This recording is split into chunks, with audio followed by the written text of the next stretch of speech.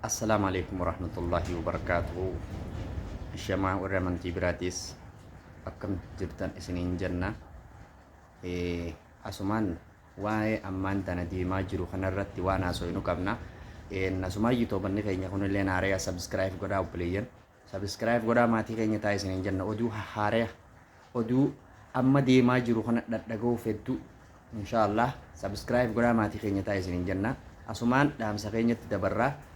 Dhimma ammaan tana deemaa jiru kana waa'ee namaa, waa'ee miidhaa namaa, waa'ee nama qaluu kanarratti dhimma kanarratti jechuudha mootummaan tarkaanfii irratti fudhatee uummata keenya irratti akkanatti akka horiidhaatitti jechuudha. Akka nama horii jaldaaba geessee qaluutti jaldaaba geessee abbaan lahama isaa gurguruudhaaf deemu guyyaa ayyaana boruun qalaa jee qaluutti uummata keenya yeroo ammaa kana akkatti qalaa jira jechuudha. Tokko lama sadiin gabbaasaa keessaa qalaa jira jechuudha.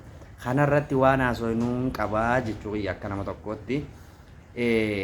Zaban ammaan tana keessa jirru kana keessatti dhugaa rabbii lubbuu abbaan inni amatanii hidduu jaan Oromoon gisee maaqmaaqtu lubbuu abbaatu tiisaa jechuudha. Fakkeenyaaf mootummaan yeroo ammaa kana namoota shaanxaa goggogaa qabatee deemu, hubzii goggoituu qabatee deemu yeroo qabe amata lama amata hidhaa jira jechuudha. Kanaa'u gaafa sagalee walii taanee walii iyyinee walitti dhawwaayinee sababa kanaan wal qabatee mootummaan illee haala kana keessatti irratti tarkaanfii fudhatee uummanni keenya keessaa biyya gara biyyaatti deebi'uu jira jechuudha.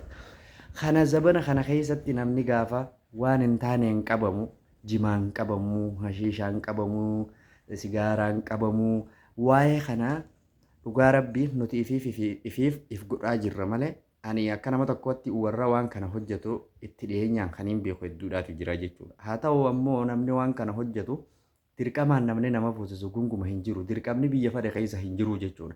Abbaa fadhe dallaala fadhe taanaan ani hin fuudhu hin deemu jennaan dirqamaan qawwee si qabee yookaan humnaan si oofee waan kana si fiisisu hin jiru jechuudha.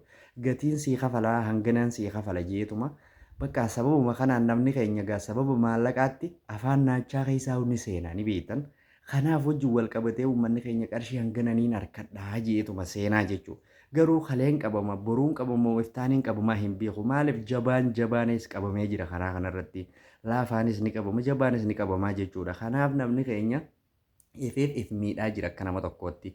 Kanaafuu yaa uummata keenya mootummaa hin qabnu mootummaa gaafa mootummaa guyyaanee namni amata lama sadii hidhameeti achiin booda keessaa baafamaa jechuudha. Baafamee kara biyyaatti gala sababa mootummaa abiyyi aangoo qabateef namoota amata 10 mana hidhaa kana keessa jiru sababa waan kanaatirratti jechuudha. Sababa meeshaa kana dalaguu irratti qabamee hidhame kanaatu jira jechuudha. Sababa saniin galee gaafa biyya aangoo qabatu galee ammallee deebi'ee hojiinsaa kanumaa jechuudha. Namni keenya hin jijjiiramu if hin jijjiiru if hin laaluu jechuudha. Garuu ammoo gaafatu mootummaan si qabee du'a rabbiin sitti murteessin jechuudha. Ilmi namaa sirratti murteessu maatii tantee ummaa tantee abbaa kan kee kana laalime mee firra dhaabii laali dhugaa rabbii akkam tahaa jechuudha namni kun.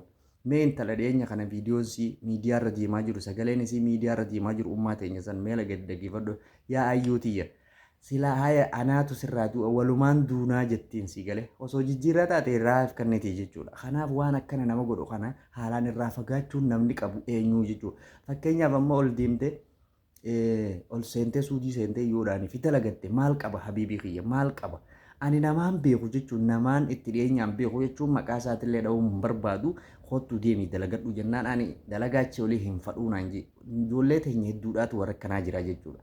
Warreen saahibban isaa biraa dhuman arra tokko wajjin deemtee boru gisee tokko si biraa du'ee qullaa keessa deebitaa jechuudha. Kanaafuu warri gaara huduudarra jirtan asumaan dhaamsa kiyya kana sheer godhaa fi sabskiraayib godhaa maatii kiyyatti dabalamaa yuutuubarri kiyya kun haarayaa.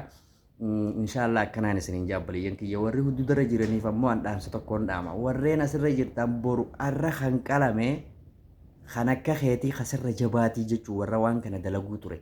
Garuu ammoo ni darba malee ni dhufaa jechuu guyyaan keetis kana hubadhu. Maaliif si seera qabeessaan biyya tana keessa hin jirre waan seeraan alaa gaafa hojjettu mootummaan biyya kana saba biyya biraatti irratti oduun ta'in saba biyya tanaatitti illee dhaloota biyya tanaati irratti illee waan yakka waan addaa irratti arge taanaan yoo hannaan qabame harkaan muramaa yoo meeshaan qabame ni hidhamaa akka ta'u taasifamaa jechuudha. Yoo nama ajjeese ni ajjeefama. Kanaaf seerri biyya tanaatii akka seera biyya teenyaa dhawwaaqii miidiyaa sagalee ta'uu minaamin wanni akkanaa isin hin baasu yeroodhaan gaafa yeroo qabdu gaafa carraa qabdu keessaa baafadhuun siin ja'a asumaan kana bira darbee mootummaan keenya ammallee ammaas ijoolleen biyya jirtu rakkoon keenya akkumatti fufetti jira dhaabbatee hin beeku.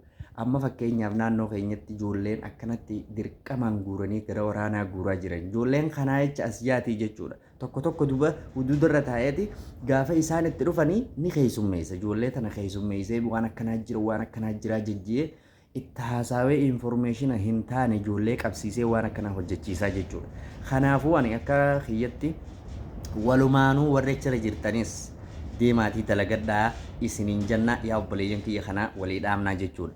Kan kana bira darbee namoonni keenya ifiif miidhaaf irratti geessaa jira jechuudha. Dhugaa rabbii uummanni keenya kun Oromoon tuni jechuudha. Maalirraa akka taate, maalirraa akka dhalatte, maalirraa akka uumamte, kalaqaa isiidhaa qorachuun nama barbaachisa gisee tokko tokko xiinxalaa itti fiddee jechuudha. Xiinxaluu si barbaachisaa jechuudha saayinsistootaan. Maaliif yoo jette kan Oromoo miidhu isaanuma, kan Oromoo ajjeesu isaanuma, ifiif wal miidhan isaanuma. Waan akkana godhu kana if keessaa qabanii jechuudha. Namni keenya birriidhaa jedhee haadha isaa gurguree jiraata. Dhugaa rabbii dubbachuudhaaf obboleettii isaa intala adeera isaa obboleettii